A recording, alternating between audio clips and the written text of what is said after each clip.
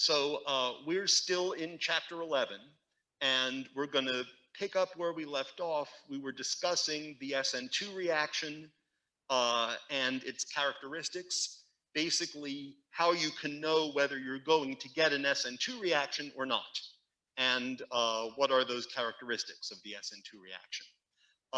I have basically one last characteristic that we need to go over, which is the energy diagram of the SN2 reaction, which I think will come as a surprise to absolutely no one. And then probably the rest of the class, what I'd like to go over with you guys is some ideas on how you can know whether you're going to get an SN2 reaction or not. What are other properties of the SN2 reaction, or what are other things that we can make sure are in the setup in order to ensure the best chance of us getting an SN2 reaction. In other words, we're going to talk about how you can know if you're answering a question about a type of reaction, if you're likely to get an SN2 reaction or not. Or maybe comparing 2 or 3 or 4 different scenarios, which is going to give the best likelihood of a reaction or the fastest reaction. That's what we're going to go over today. And as I said, we're going to go fairly slowly here at first. So I think we're actually scheduled to begin the SN1 reaction today. I don't think we actually will. I think we'll actually do that on Friday. But the way this is going to work is once we get all these ideas out there, once we have all of the concepts out there, the remaining reactions are going to go more quickly when we discuss them. We'll be able to go much faster through the SN1 reaction because we can compare it to the SN2 because we'll have all that pretty much down. And then E1 and E2 will be very easy to explain as being similar to SN1 and SN2 respectively. And then that last funny one, the E1CB reaction, can be understood pretty well in relationship to E1 and E2. So what I'm going to spend most of the rest of this class talking about, if not all, is what you can look at in a reaction in order to get an idea of what's going on. What's the nucleophile like? How do I know if I'm looking at a good nucleophile, a great nucleophile, a bad nucleophile, a so-so nucleophile? What about the substrate? Where do I look on the structure of the substrate in order to know whether I'm likely to get an SN2 reaction or not? What about the leaving group? What makes a good leaving group, a bad leaving group, a so-so leaving group? And I think I'm forgetting something. We said about the nucleophile. Certainly we want to talk about the solvent also. How do I know what's a good solvent choice for an SN2 reaction? So those are the things we're going to focus on. One last thing I want to make it clear about today's lecture. It's not possible for me to give you an absolutely exhaustive list of every single possible detail ahead of time so that you can look on this supposed lengthy list and immediately know exactly what's going on. You're going to have to get in there and practice. That's what Largely OWL is for. That's what those book questions that have the answers in the back of the book are for. That's what my old exams are for. But I want to at least lay out the basics so that at least you have somewhere to start. That's always how I approach things. Just to give you some ideas of where to start when you're analyzing a situation as to whether you're going to get an effective reaction or not. So that being said, in terms of the energy diagram of the SN2 reaction, well, we said the last time what the nature of the mechanism of a typical SN2 reaction is. We said it's one step, and it goes through a planar transition state.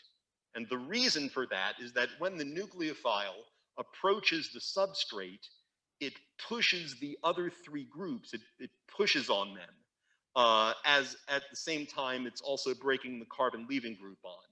And so that will continue until those other 3 groups are, for a moment, coplanar with the central carbon atom. And then that movement will continue. I can't really move my hand that way, but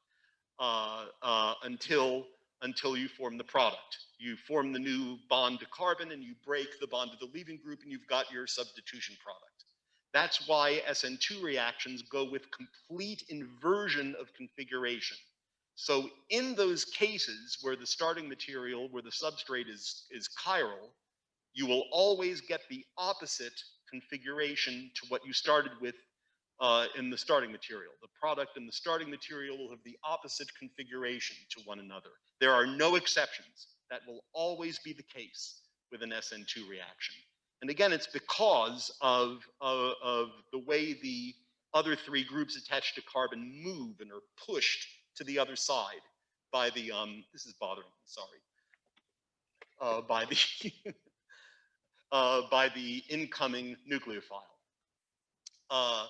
One thing I forgot to mention the last time that I'm kind of shocked I did, the thing it's always compared to, and it's a good comparison, you know, someone came up with this probably 70 or 80 years ago, and it's a very valid comparison.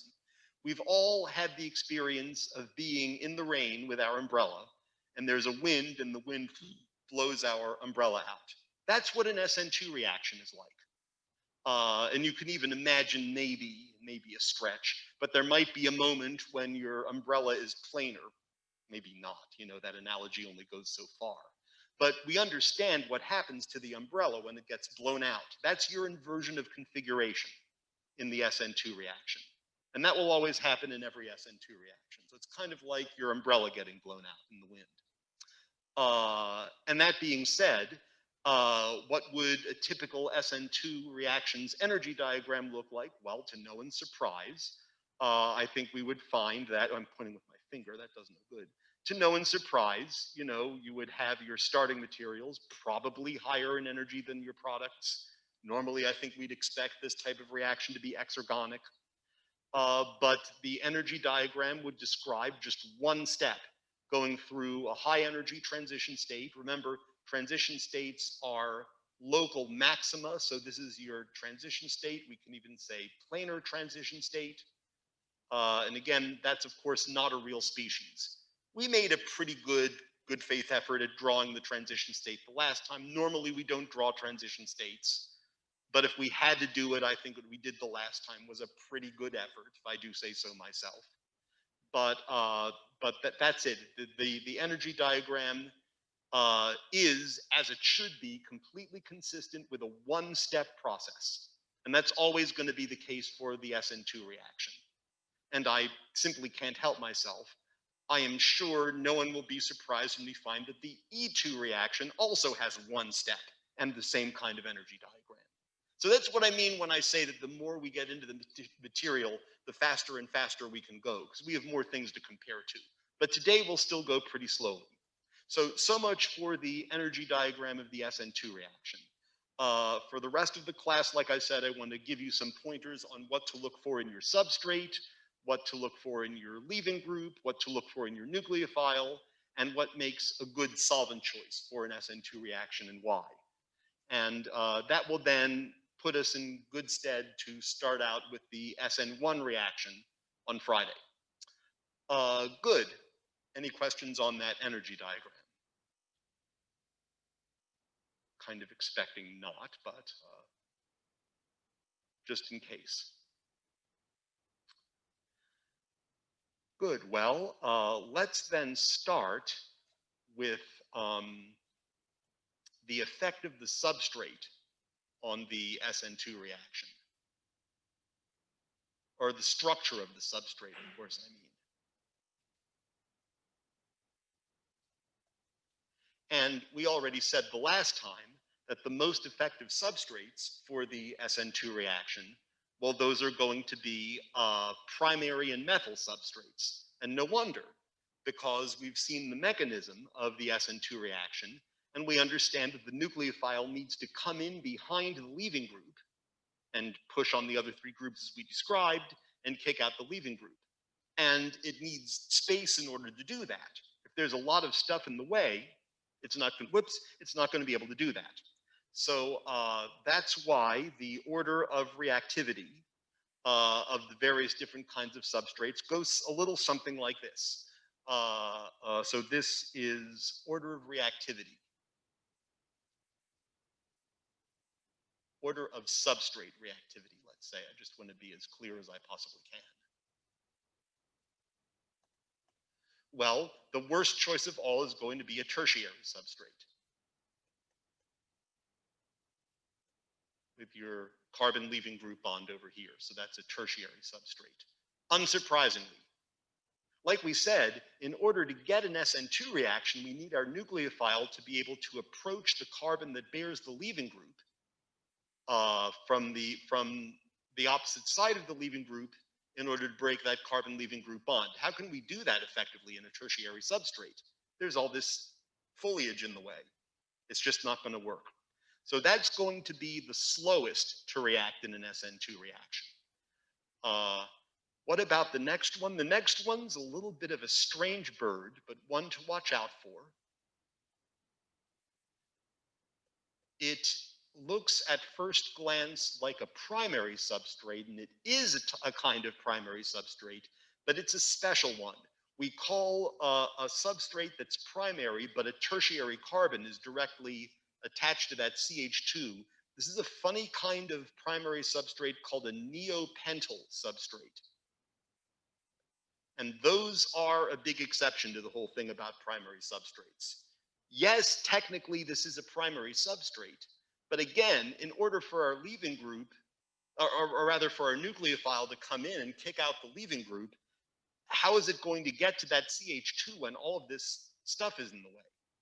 So neopentyl substrates are a little better than tertiary substrates, but not a whole lot.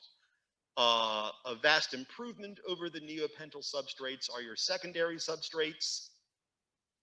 And these are all going to have the same type, the same definition as we gave at the beginning for tertiary, secondary, primary, and so forth. And you can sometimes get at least a little bit of SN2 reaction on a secondary substrate. I would not expect the yield to be extremely great, but you can get some reaction at least. Next comes the primary substrates.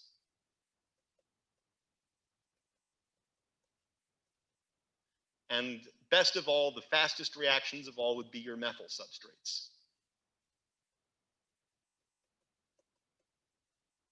So those are the most effective of all in an SN2 reaction. And again, I think the reason for it is almost self-explanatory. And you know, of course, you could state the order of reactivity the opposite way, right? You could put the methyl substrate first and say that's the fastest, then primary, then secondary, and so forth. Sure, you could express it that way as well.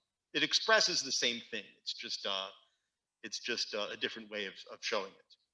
So that will at least give you something to start with when you're looking at issues involving SN2 reactions.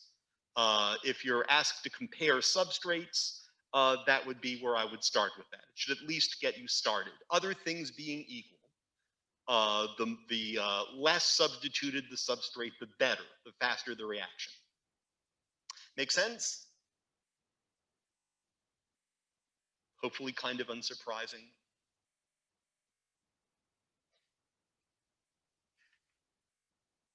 Oh, I forgot one big caveat. One thing to add to all this, though, you need to be aware that aromatic substrates and vinylic substrates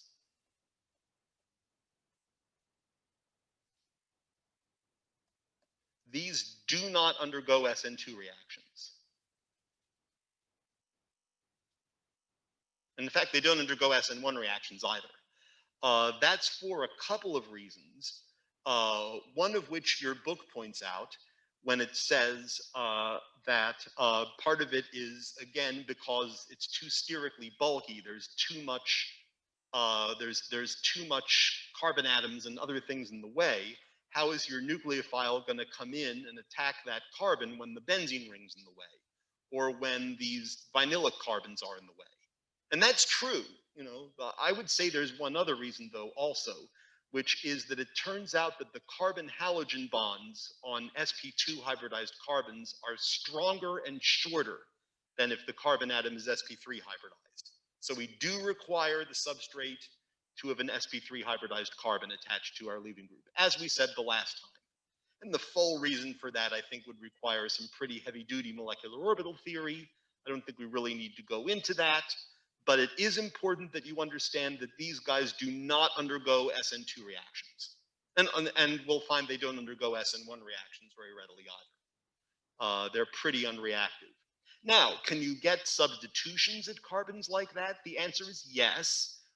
Later on, we'll learn next term that there is such a thing as a nucleophilic aromatic substitution that you can do in some cases, but it is neither SN1 nor SN2. It's something else, and we'll learn about it next term. But certainly, I would not expect any of those to undergo SN2 reactions. And yet, tertiary carbons pretty much don't react. Certainly not with any speed. But I think it's best to state it that the tertiary is the least reactive than that it doesn't react at all. I think that will give you more to work with when you start looking at some of these problems. And again, that will at least get you guys started. Good. Other questions about the nature of the substrate?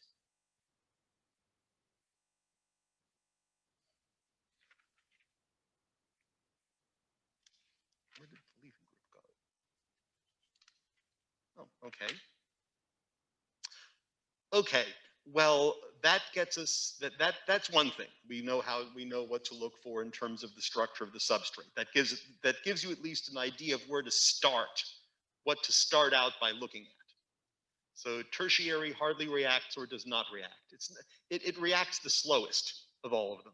Tertiary substrates react the slowest in an SN2 reaction. That's what you mean when you give an order of reactivity. Right. I sense that's not helping. I feel like you want me to give you a very clear distinction between doesn't react or doesn't react very much. I don't see any real difference between those. Generally, tertiary substrates, I would say, are a poor choice for an SN2 reaction.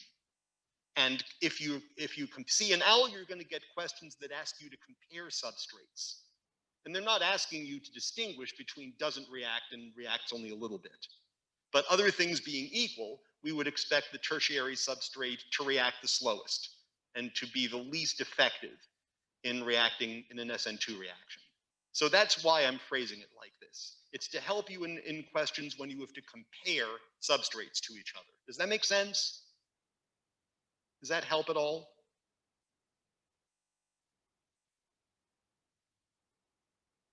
Hopefully. Good. And the same thing likewise for nucleophiles. You might be in a situation where you're asked to compare a reaction that otherwise is the same, but we're swapping out for different nucleophiles, which is going to give you the best reaction or the fastest reaction or the most effective reaction, which is going to give you the least effective, which is sort of in the middle. So we'll say effective nucleophile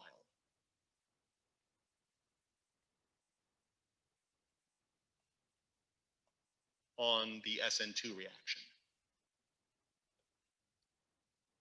So, I mean, I can lead by saying the better the nucleophile, the faster the reaction. And again, no one will be surprised, but that's not terribly helpful. The full picture of whether something is a good nucleophile or a bad nucleophile, or later on when we get to elimination reactions, a good base or a bad base, that is somewhat complicated. Again, I don't think I can give you an exhaustive description up front of that whole area of knowledge. But what I can give you is some pointers so that at least you can start out with addressing issues like this. I'll also remind you that where we're all going to end with this is with the best I could do for giving you a flow chart that you can use for figuring out what will happen if you're given a problem that involves elimination and or substitution. It's not perfect, and it's certainly not the only way to do it, but I just want to reassure you that's coming. I've learned over the years that students expect leadership from me in that area of how do I know what will happen. And so that's my best effort at coming up with it. And you can see it if you like. It's in your class notes.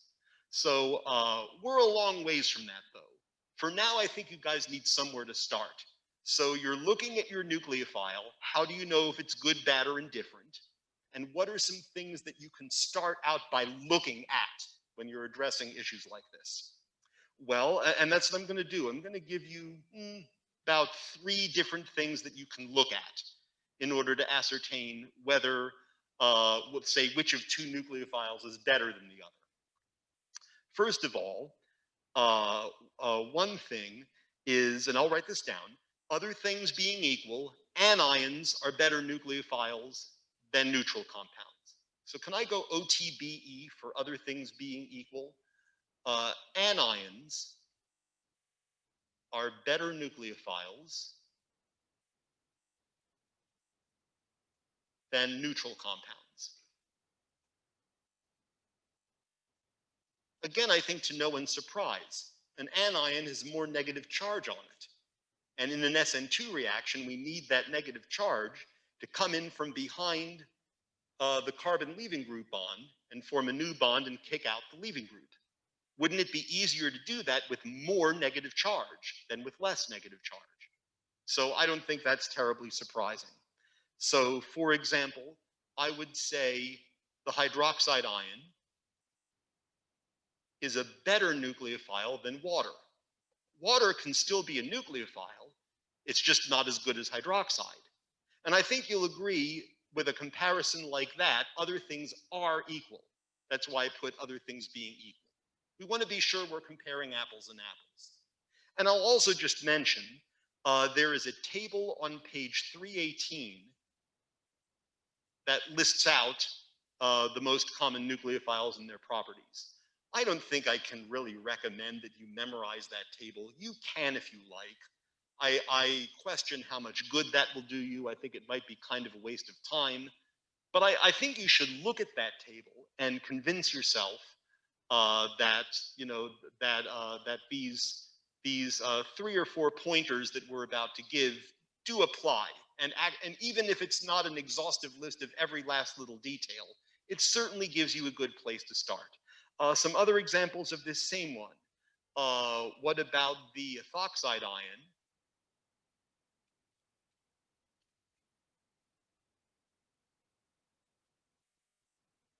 Versus ethanol. Well, of course, the anion will be a better nucleophile.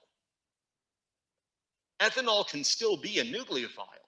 It's got extra electron density on that oxygen, but the ethoxide ion will be a much better nucleophile. Or here's another one. What about the NH2 minus ion? We've met that one recently, otherwise known as NaNH2, right? Well, that's going to be a far better nucleophile than ammonia. And it's not that ammonia is a terrible nucleophile, but NH2 minus is way better because it has more electron density around the nitrogen that it can use to push on those 3 other groups that are not the leaving group and kick out the leaving group. So it's much more effective when it's an anion than when it's a neutral compound. So that's one thing you can look at. As long as you're making reasonable comparisons like we're doing here, or like are in the table in page 318, I think we can actually draw a reasonably helpful conclusion. So that's one thing. Another general idea that I can give you is that other things being equal, well, we all know this, we're from Texas. Bigger is better, larger is better. So larger nucleophiles are better or more effective at being nucleophiles than smaller ones. Again, other things being equal.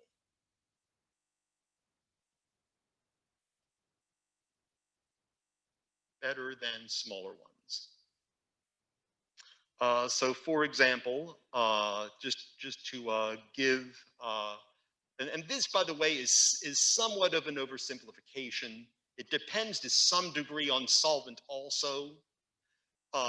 But I would say certainly in the polar aprotic solvents, we'll introduce that in a little while, that we'll generally want to be using in an SN2 reaction, maybe not always, but usually, then you will find this to be the case. So for example, the fluoride ion is the worst nucleophile of the halide ions. Chloride's a little better, bromide's a little better, and iodide is best of all.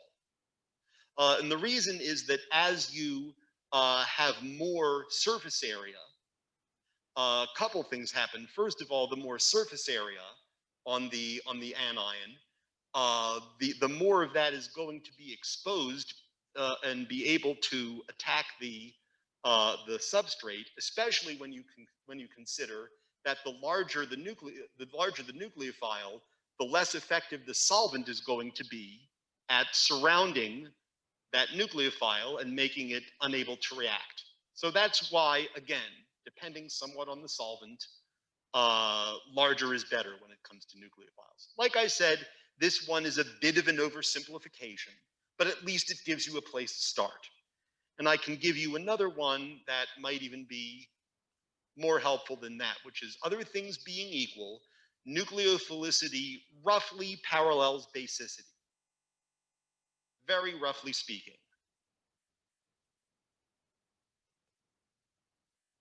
In other words, the more basic a substance, or rather a species is, the more nucleophilic it is.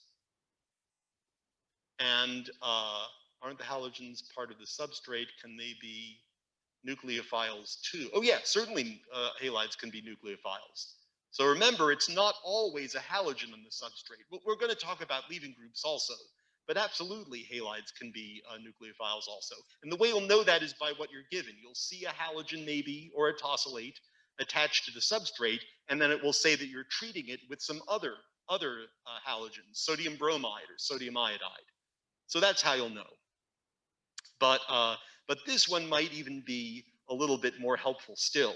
Basically, the stronger a base a species is, the more nucleophilic it is. And that's something that we can actually predict fairly well. Because, in fact, we talked about this just recently. We talked about how you can know which of two species is a stronger base by looking at their conjugate acids. And, you know, I don't say you have to have all of those pKa's memorized to the decimal point, but of two conjugate acids, the one that's a stronger acid, so lower pKa, stronger acid, will have a weaker conjugate base. And the one that's a weaker acid, higher pKa, will have a stronger conjugate base. So that's how you can know about the basicity of a species. And again, it's a bit of an oversimplification, but it's a place to start. Nucleophilicity roughly parallels basicity. So for example, I would say that the ethoxide or methoxide ion, for that matter, this is going to be a slightly stronger base, maybe roughly equal, but slightly stronger base than hydroxide. Because, again, consider the conjugate acids. The conjugate acid of hydroxide is water. The conjugate acid of ethanol, or rather of ethoxide, there should be a minus charge here, by the way, sorry about that. The conjugate acid of ethoxide ion is ethanol. And so water is a little bit more acidic than aliphatic alcohols, not a whole lot, but a little bit. So I would expect this to be a slightly stronger base and therefore slightly better nucleophile. Certainly, though, just to give another comparison, I would expect the hydroxide ion to be a way better nucleophile than the acetate ion, which is a species we're familiar with. Acetate is the conjugate base of acetic acid. And again, acetic acid, the conjugate acid of this species, is a far stronger base than water. It's far stronger acid than water. Acetic acid may not be the strongest acid in the world, but its pKa is like 4 3/4 or 5, somewhere in that general vicinity. And so if this is at 5 and the conjugate acid of hydroxide ion is at 16, well, that's 11 orders of magnitude difference. So I would expect hydroxide to be a far better nucleophile than the acetate ion. Now, that does not mean that acetate cannot be a nucleophile. It can. But if other things are equal, I think you'll find the reaction with hydroxide would be faster than the reaction with acetate. So this is not a black and white thing. You know, it doesn't mean that nucleophiles like this cannot be nucleophiles. Certainly they can. But I think if you're in a position where you need to compare multiple nucleophiles, roughly speaking, you'll find that nucleophilicity parallels basicity. So that's another thing I can tell you.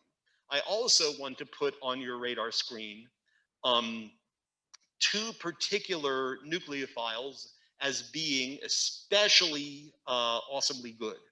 So two particular, I just want to give myself enough room. Two particularly excellent or outstanding nucleophiles.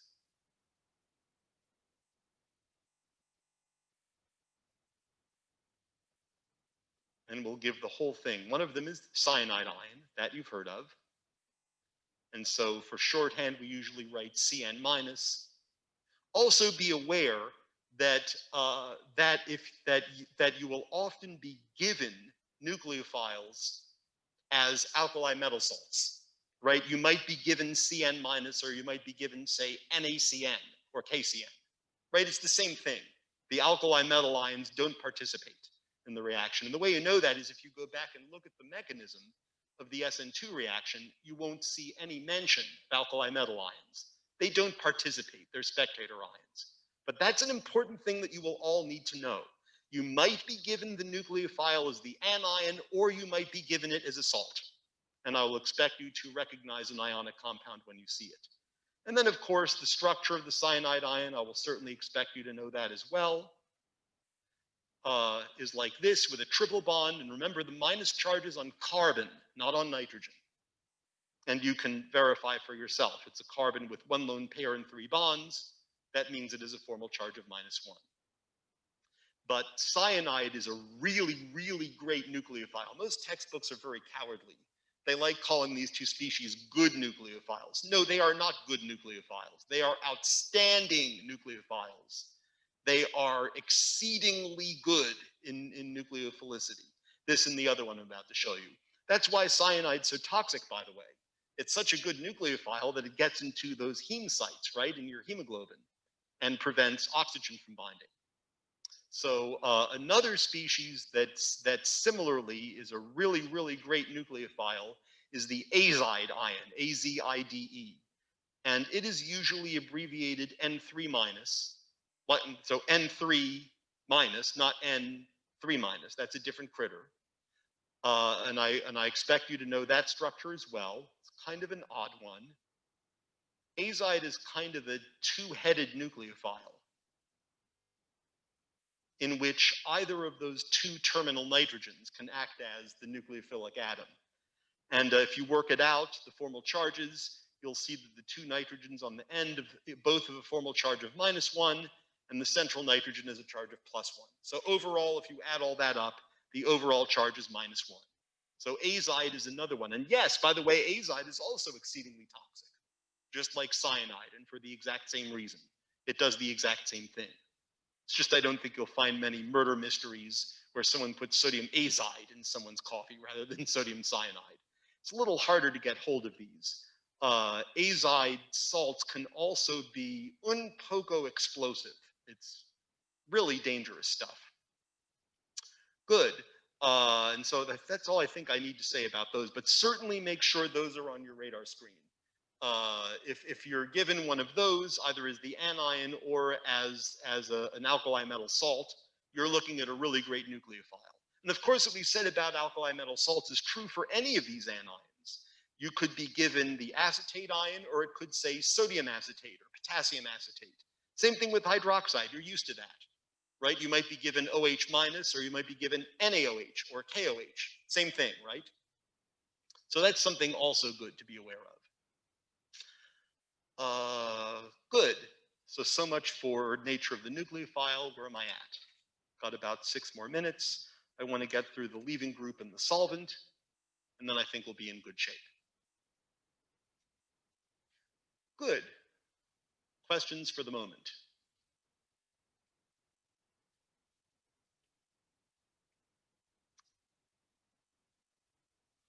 All right. Well, what about the leaving group?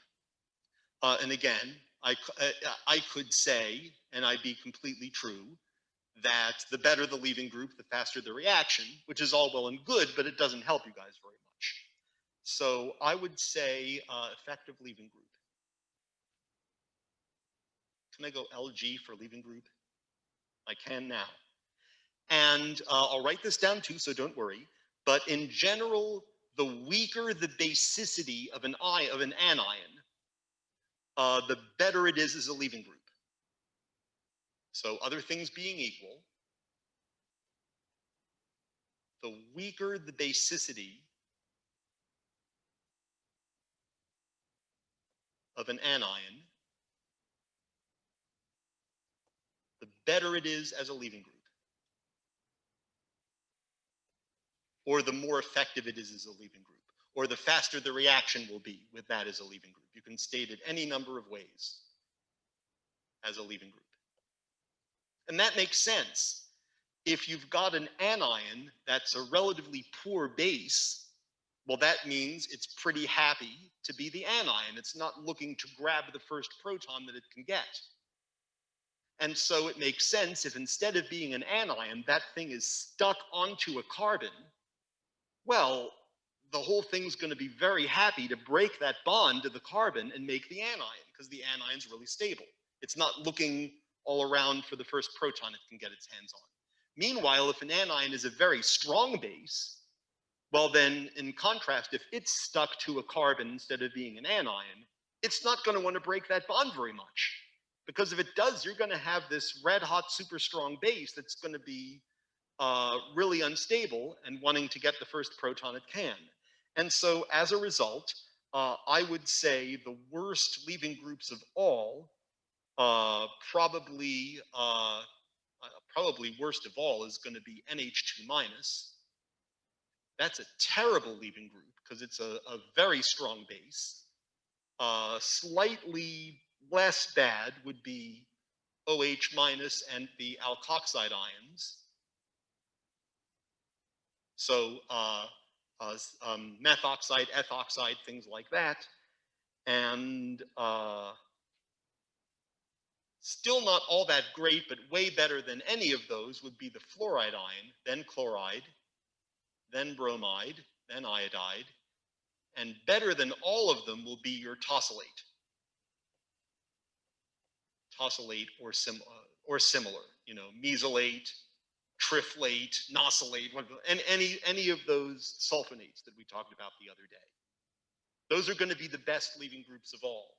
And no wonder, if you look at the structure of the tosylate ion, you'll see it's really a terrible base. It's a very well stabilized anion. There's at least 2 or 3 other resonance forms you could draw to describe that species. So no wonder it's such a good leaving group. It's a very, very stable, very non-basic anion. I mean, you could even get worse than NH2 minus. What about a carbanion? I guess that would be worse still. But that at least, again, gives you something to start with. Essentially, the weaker the anion is as a base, the better the leaving group. The stronger it is as a base, the worse the leaving group. Other things being equal, we've already defined the word protic, right? We know what a protic solvent is. It's something with at least one OH or NH bond. And what we find is that protic solvents are in general a bad choice for SN2 reactions, or at least they're not going to be the best choice. So protic solvents, so these are things like what? Water, ethanol, acetic acid, butylamine,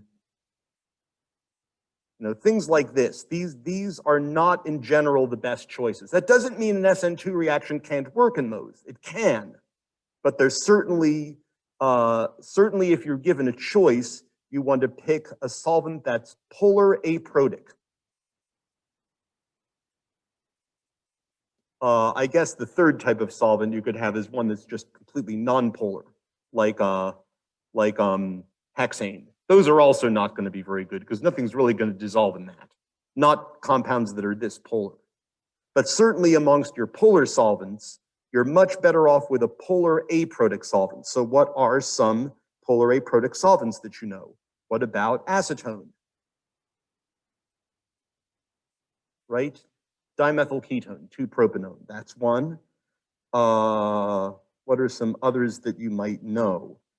That's about the only one that you'll be at all. Well, I don't know. How about diethyl ether?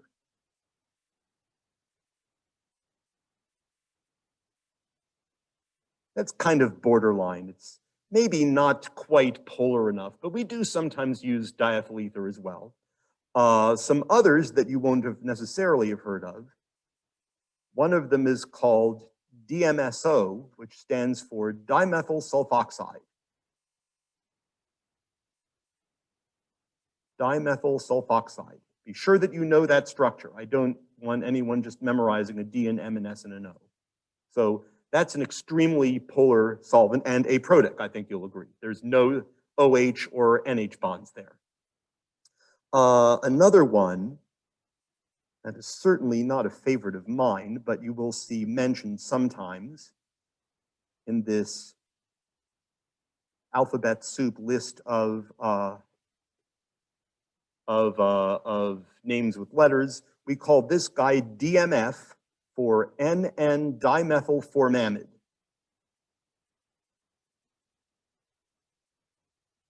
Wretched stuff, smells like dead fish. Ugh, hate DMF.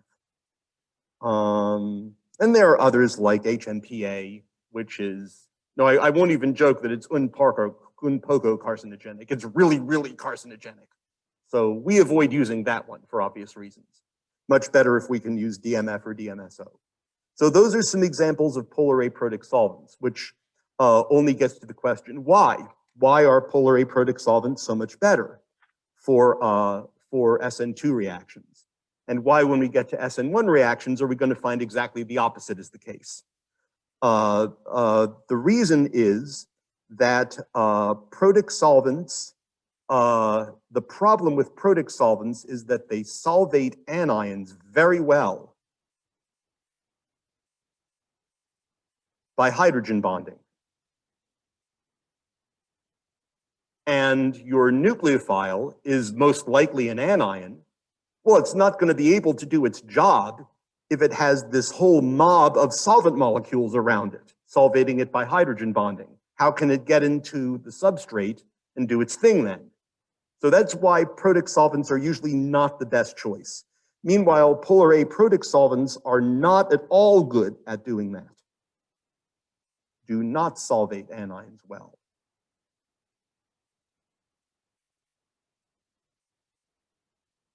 The polarity in these molecules is centered on an area that's too small to be able to do that. However, what they do a pretty good job at solvating is metal cations.